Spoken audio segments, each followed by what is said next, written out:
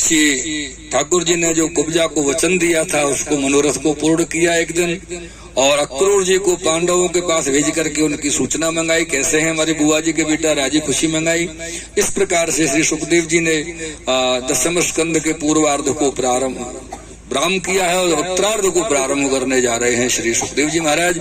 उत्तरार्ध के प्रारंभ में जरासंध से युद्ध हुआ है और 18वीं वार में श्री नारद जी की आशीर्वाद की वजह से इधर कालेवन का वध मुचकुंद के द्वारा कराया और ठाकुर जी ने कृपा करी। 18वीं वार में आप जरासंध से युद्ध करते हुए द्वारका पधारे। एक रात्रि पहले ही द्वारका का निर्माण आपने करा दिया था। बोल द्वारकाधीश की। द्वारका में आप पधारे हैं। उधर कुंदनपुर में महाराज भीष्मक की कन्या रुक्मणी जी का विवाह का क्रम चल रहा है। उधर सगाई संबंध की सब बात चल रही है। तो नारद जी से एक दिन चर्चा हो रही थी भीष्मक जी महाराज की, और रुक्मणी जी ने सुनी द्वारकाधीश ऐसे हैं, तो उनके मन में विचार आया कि मेरा विवाह उनसे ही होना चाहिए। और सगाई कर दी थी रुक्मी ने इनकी शिशुपाल से, क्योंकि ये सब चांडाल चौकड़ी थी ना पूरे के पूरे। हाँ, शिशुपाल, दंत वक्र और ये जरासंध, दुर्योधन एक जैसे थे सब लोग। रुक्मी अब जो जैसा होगा वैसा ही ढूंढेगा, पूरी की पूरी चांडाल चौकड़ी। तो इन्होंने शिशुपाल से सगाई कर दी रुक्मणी जी की, और वो भी किस शर्त पे करी पता है? जब विवाह के संबंध की बात आई तो भीष्मक जी महाराज ने कही अपने पुत्र रुक्मी से, बोले बेटा हमारी पुत्री का बड़ा मन है, द्वारकाधीश कृष्ण से विवाह कर दिया, उसका सगाई संबंध कर दिया जाए, विवाह कर दिया जाए। तो रुक्मी बड़े उग्र हो गए, बोले वो उससे कैसे कर सकते हैं, वो तो क्षत्रिय ही नहीं है, और राजघराने से कहा वो तो ग्वालिया है, गाय चराने वाला है, हमारी उससे क्या बराबरी हो सकती है, हम राजा महाराजा हैं।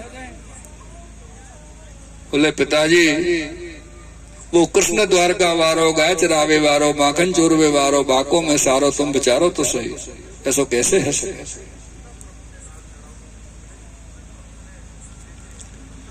शिशुपाल के संग की सगाई है कि रुक्मणी जी को बड़ी चिंता हुई। ब्राह्मण देवता के द्वारा चिट्ठी पत्री लिख के द्वारका पठवाई। अब ब्राह्मण देवता तो बेचारे ऐसे आनंद मग्न रहते, अब इनने सोची कल को तो विवाह यजमान के जा, और द्वारका पतो न कितने दूर होगी, कहा करूं जाए के। रास्ता में जो भोजन बांधो रुक्मणी जी ने, वह रास्ता में भोजन पायो और अपने ठाकुर जी की वीरी प्रसादी रुक्मणी जी ने दी। क्या भोजन के बाद वीरी पा ली जो प्रसादी में, और वीरी पान की बने। आपको जानकारी है ना, पान में हल्को सा नशा हो, पान के पत्ता में हल्को नशा हो। जैसे ब्राह्मण देवता ने वो भोजन प्रसादी पाई और पान वीरी अरोगी प्रसादी ठाकुर जी की, सोई उनको निद्रा आई।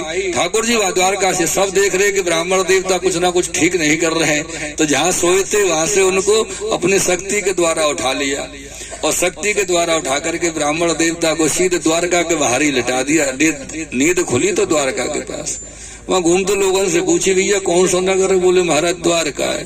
बोले हमें क्या पता ही, हम तो दोपहर को ही आ जाते, दोपहर में भैंस हो गई जंगल में, दोपहर में पहुंच जाते सीधे घर पे, द्वारकाधीश के पास आराम करते, इतनी नजदीक में द्वारका है। ये सभा में पहुंचे और वहां जाकर के भगवान कृष्ण को इशारे से अलग बुलाया और उनको पत्र दिया। बोले महाराज जी आपके लिए पत्र आया है। भगवान कृष्ण अपने भवन में ले गए, पत्र का वांचन किया है इन्होंने, और पत्र का वांचन करके आप अपने सारथी दारुक को बुलाया, बोले दारुक रथ तैयार कीजिए। तो पत्र में तो जो भाव लिखे हुए थे कि श्रुत्वा गुणान भुवन सुंदर शृण्वतान्ते निर्विश्य कर्ण विवरे हरतो मृतापम रूपम दृशां दृशिमतां अखिलार्थ लाभम त्वय्यच्युता विशति चित्रमपत्रपम। और रुक्मणी जी कहती है महाराज का त्वा मुकुंद महती कुलशील रूपो।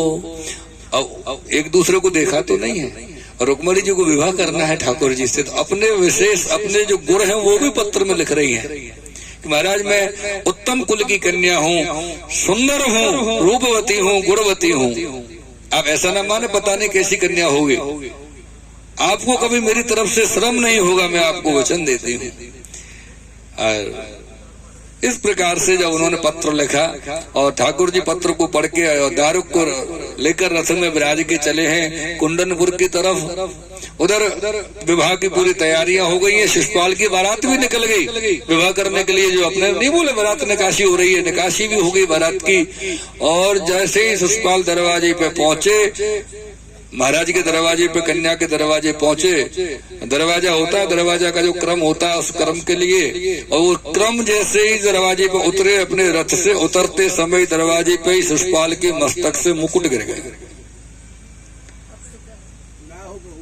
जब मुकुट जब उनके मस्तक से गिरा तो शिशुपाल ने ब्राह्मणों से पूछा, बोले महाराज इस मुकुट के गिरने का क्या फल होता है, क्या नुकसान होता है? तो ब्राह्मण बेचारे डर के मारे बोले नहीं ज्यादा, तो क्योंकि राक्षस वृत्ति का आदमी है, कुछ सच बोल देंगे तो वैसे जीवित नहीं छोड़ेगा। इतना उन्होंने इशारे में बोल दिया, बोले महाराज क्षमा कीजिएगा, आपके प्राण भले बचिया लेकिन रुक्मणी जी तो आपको नहीं मिलेंगी, सगुन ऐसा हुआ, विश्वास कर लेना। प्राण बचिया वहां तक संतोष कर लेना, जिंदा बचिया हो गया, रुक्मणी जी तो नहीं मिलेंगी, पक्की बात है शिशुपाल के लिए। ऐसा विचार करके जब वो अपने वापस जो उनका निवास स्थान था वहां सब गए हैं, इधर रुक्मणी जी ठाकुर जी का इंतजार प्रतीक्षा कर रही हैं कि ठाकुर जी कब पधारेंगे। जब उनको पता चल गया कि ठाकुर जी कुंडनपुर पधार चुके हैं तो वो गौरा पूजन के लिए पधारी हैं। और गौरा पूजन के लिए जब पधारी तो उनको सबको पता चल गया था, सबको पूरे कुंडनपुर में पता चल गया कि वो आ गया। और ये तो कुछ लोगों को तो ये नहीं पता था कौन आ गया, बस वो आ गया, वो आ गया। रुक्मी शिशुपाल 2-4 लोगों को पता था कि द्वारका वाला कृष्ण आ गया। तो रुक्मणी जी जब पूजा करने के लिए जा रही थी तो चतुरंगड़ी सेना चारों तरफ लगाई गई थी, मंदिर के दोनों तरफ पूरे मार्ग में 4 प्रकार की इधर और 4 प्रकार की इधर, पैदल, हाथी, घोड़ा और रथ सवारी वाले 4-4 लाइन सैनिकों की लगाई। जब रुक्मणी जी पूजा करने गौरा मैया के मंदिर में पधारी और गौरा मैया के मंदिर में जैसे रुक्मणी जी ने प्रवेश किया, गौरा मैया का पूजन किया। गौरा मैया ने कहा, रुक्मणी जी आपने पूजन किया, आपका बहुत बहुत धन्यवाद, हमारा मान बढ़ाने के लिए, लेकिन आप जिनके लिए हैं वो मेरे मंदिर के पीछे आपकी प्रतीक्षा कर रहे हैं, आप पधारिए। और रुक्मणी जी ने मन में विचार किया कि वो तो मंदिर के पीछे प्रतीक्षा कर रहे हैं, लेकिन मंदिर के आगे भी बहुत प्रतीक्षा कर रहे हैं, उनका भी तो व्यवस्था करनी पड़ेगी। जैसे रुक्मणी जी बाहर मंदिर से निकल गए, देख बड़ी दृष्टि डाली, बहुत दूर तक चतुरंगड़ी सेना, बड़े बड़े योद्धा लाइन में सुरक्षा में रुक्मणी जी के में खड़े हुए। अब कैसे व्यवस्था बने, लेकिन एक अपराध हो गया सबसे, जितने सैनिक वहां खड़े थे सबसे एक अपराध सबने कर दिया वहां पर। रुक्मणी जी इतनी सुंदर थी कि रुक्मणी जी की सुरक्षा में तो थे, लेकिन सबके मन में एक विचार ये आ गया कि काश रुक्मणी जी हमको प्राप्त हो जाती। ये अपराध सबसे हो गया। रुक्मणी जी मंदिर से बाहर आई और बाहर आकर के ऐसे करके एक दृष्टि पूरी सेना पर रुक्मणी जी ने डाली, मानो मोहनी बिछा दी हो। सबकी आंखें तो खुली है, देख सब रहे, समझ में किसी की में कुछ नहीं आ रहा क्या हो रहा है, सब के सब सुन्न हो गए। और रुक्मणी जी मंदिर के पीछे पधारी, ठाकुर जी ने अपने हाथ को आगे बढ़ाया, रुक्मणी जी का हाथ पकड़ा, रथ में पधराया और आप पधारे द्वारका के लिए। जब ठाकुर जी कुंडनपुर की सीमा से बाहर निकले तब हल्ला हो गया, ले गया ले गया ले गया ले गया।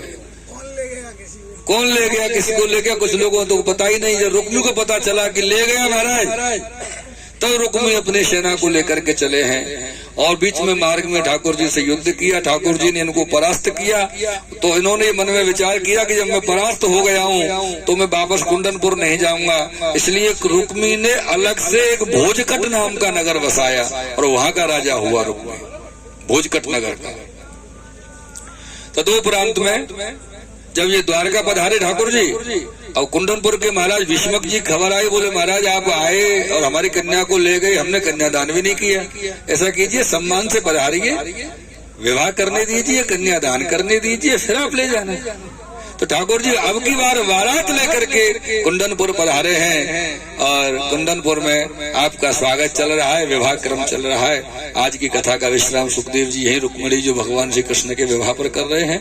कल आगे की कथा होंगी और कल की कथा में श्री दामा जी जो है सुदामा जी का चरित्र आएगा और श्रीमद् भागवत जी की कथा का कल इस आयोजन का विराम हो जाएगा। ऐसा कल रहेगा तो आप सब आनंद से, अगर भाव रहे तो वेलकम, न रहे तो भीड़ कम। गिरिराज धरन की जय।